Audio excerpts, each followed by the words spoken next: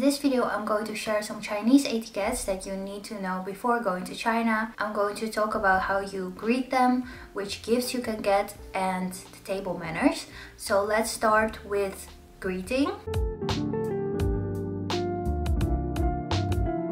So in China, it's really important to shake somebody's hand while looking them into their eyes. I don't think that's really different from the Western world, but it's also important to slightly nod your head. So you can shake somebody's hand and also slightly nod your head a little bit to show them respect. You don't have to bow completely down. That's not really usual these days, but you can always like nod your head a little bit. It's always important to greet the elderly first. So first you start to greet the elderly and then you move down to the youngest people, because age is more important in China than I think in the Western world. So there is more of a hierarchy there. Now greeting is out of the way, let's talk about what kind of gifts you can give to different people in different age ranges. So let's start with elderly. In China, there are some specific gifts for elderly. For example, sea cucumbers are really important as a gift for elderly. Every year when I go back to China, I visit my grandmother and I always take a box with sea cucumbers with me to give it to her. Sea cucumbers have many health benefits and it's believed to also prolong lives of elderly. At least that's how it's seen in China. So whenever you visit elderly, it's always a good idea to bring a box of sea cucumbers. Then next to sea cucumbers, you can also give other various gifts to elderly, for example supplements. Then gifts for people of your own age. Some popular gifts are fruit baskets, skincare, tea leaves, drinks like red wine or Mao Tai. Mao Tai is a very famous Chinese drink. It definitely depends on the brand, but it can be really expensive, so also keep that in mind. But these are some examples of gifts that most of the time people really like. And for kids, you can give gifts such as little snacks, for example dates with walnuts. Milk is also a really good gift. You have those big packs of high quality milk. That's also a very popular gift in China. Sometimes I give them skincare. I can give them something from a foreign country. They always like that as well. That's a really good thing. If you're from a foreign country, if you're not from China, they always like a little gift from the country where you're from. So for example, I come from the Netherlands. When I go back to China, they always like to have something from the Netherlands. You can give them a little statue or a little souvenir, or you can also introduce them to a new kind of food. Then let's move on to table manners. So the table manners in China are definitely quite different in comparison with the Western world, so it's really important to talk about this. So let's say you're going out for dinner with a big group when you arrive in China. So when you arrive at the restaurant, it's always really important to let the elderly sit first. So before you rush to your own chair, it's really important to help the elderly to sit down first before you sit somewhere. And then when the food arrives, it's also important to wait a bit before you start eating, so the elderly can have the chance to take the first bite. And then about using chopsticks, it's important to hold your chopsticks high instead of low, because holding your chopsticks high is seen as elegant, and if you hold it really low, it doesn't really look pleasing. So it's always important to hold your chopstick a little bit higher. And if you have difficulties with using chopsticks, I would really recommend you to practice with that first before you're going to a restaurant, so you don't struggle with using chopsticks at the restaurant. But if you have your chopsticks in your hand, it's always good to hold them a bit higher and make sure not to hold them super low. And back to other table manners. So if you're with close people, for example family, it's also considered really respectful if you put food on their plate or in their bowl. So if you have a plate with meat, it's considered really respectful if you grab the best piece with your chopsticks and put it on the plate of elderly or other close people. For example, if there is a whole fish, the best part is the belly. So it's really respectful if you take a bit of meat from the belly of the fish and put it on the plate of the other. But that's more in an informal setting, for example with family. If you're with colleagues or business partners, I wouldn't recommend you to do that because maybe that's too formal to do that. But with family, that's absolutely okay, and you can also do that with kids as well. You don't have to do it each time you take a bite. You can just do it a few times during the whole dinner. I think that's already quite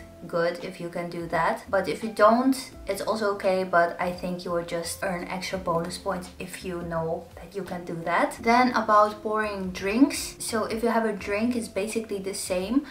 It's always important to pour for the other person before you pour into your own cup. And if somebody else is pouring into your cup, you can hold the cup for them when they're pouring it. Then let's talk about making eating sounds. So in the Western world, it's considered really rude if you make a lot of sounds while eating. You need to be as silent as possible because that's the neat way of how you eat. But in China, it's actually not that bad if you make sounds while eating something, especially if you slurp something, for example a noodle or a soup. It's actually seen as that you're enjoying the food. You don't need to dramatically make sounds while you're eating, but you don't have to be scared of making sounds while you're eating either, because it's not perceived as a negative thing. And if you really like the food, it's also nice just to be vocal about it and say that it tastes good and that you really like it. And this way others can also see that you really appreciate the dinner. Then let's talk about speeching or giving a toast. When we're sitting at the restaurant on a big table and they invited me to have the dinner, it's really important to first take a few bites, to drink a bit, and then take the initiative to stand up to give a little toast to show your gratitude. So how do you do the toast? So you take your drink and then you stand up to initiate to do a little toast. And then when you have everybody's attention, you can just say a few little things such as, thank you so much everyone for being here. I'm really grateful that I'm invited to this dinner. I'm so happy to see all of you. I'm wishing all of you happiness, health, and luck, and let's make tonight a great time. And you can finish it off with ganbei, that's cheers in Chinese. So you can say ganbei or you can say ganle.